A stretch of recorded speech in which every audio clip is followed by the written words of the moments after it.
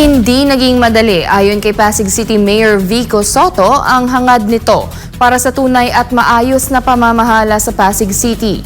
Pero sabi niya sa mga nakalipas na taon ay marami nang napagtagumpayan ang lokal na pamahalaan. Samantala may sagot naman si Sotto sa alok na peace covenant ng kanyang katunggali sa pagkaalkalde sa Pasig na si Sara Diskaya. Si Jason Rubrico magbabalita. The quest for good governance will always be difficult, pero napakarami na po nating napagtatagumpayan dito sa ating mahal na lungsod.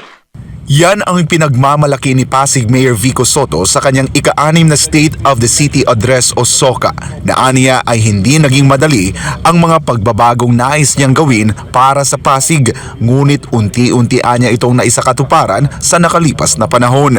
Ito na ang ikalawang termino ni Sotto bilang alkalde kung saan ang kanyang mga programa ay nakasentro sa maayos at tunay na pamamahala at pagsugpo sa korupsyon. Hindi po superficial ang gusto nating gawin. Hindi po pagpapapogi lamang, hindi mababaw lamang, kundi tunay, kundi makabuluhan na pagbabago, tunay na paglaban sa korupsyon, tunay na magpapakilala ng mga institusyon para sa mabuting pamahalaan.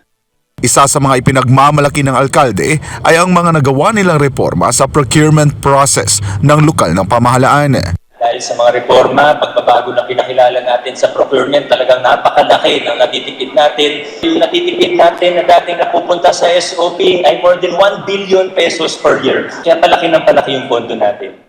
Dahil sa laki ng pondo na kanilang natitipid ani Sotto ay walang anumang programa o proyekto sa lungsod ang maaapektuhan o binawasan ng pondo dahil sa pagtatayo ng kanilang bagong City Hall. Ibinida rin ng alkalde na sa unang pagkakataon sa kasaysayan ng Pasig, mas marami na ngayon ang bilang ng mga regular na empleyado ng LGU kumpara sa mga contractual worker. Sa ganitong paraan aniya ay nailalayo ang mga kawani ng LGU sa politika. Nilalayo natin ang ating human resources, ang ating mga kawani o empleyado, nilalayo po natin sila mula sa politika. Trabaho lang dapat ang iniisip nila. Hindi yung every 3 years ay kakabahan sila, nako, kailangan ito yung manalo, hindi baka mawalan ako ng trabaho. Sa kabila ng mga programa at mga proyektong ipinatupad, ipinaalala ni Sotto sa mga Pasigenyo na napagtagumpayan ang mga ito dahil sa pagkakaisa ng lahat ng mga taga-Pasig. Gusto natin lumit ang mayor. Gusto natin na hindi tayo laging nakatingin sa mga taong nasa pwesto. Pera naman natin to lahat eh. Atin po ito. Pag may accomplishment ako, accomplishment nyo rin yun. Matatandaan na noong 2019 naipasa ang Anti-EPAL Ordinance sa Pasig. Muling tatakbo sa pagkaalkalde si Mayor Vico Sotto sa Pasig City at inaasahan na kanyang makakatunggali sa 2025 local elections ang may bahay ng may-ari ng St. Gerard Construction na si Mayoralty aspirant Sara Diskaya.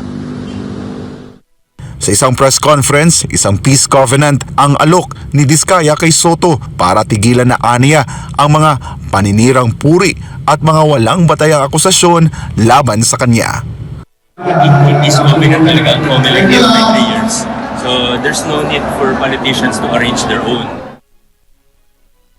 Para sa Diyos at sa Pilipinas kumahal, ako si Jason Rubrico, SM9 News.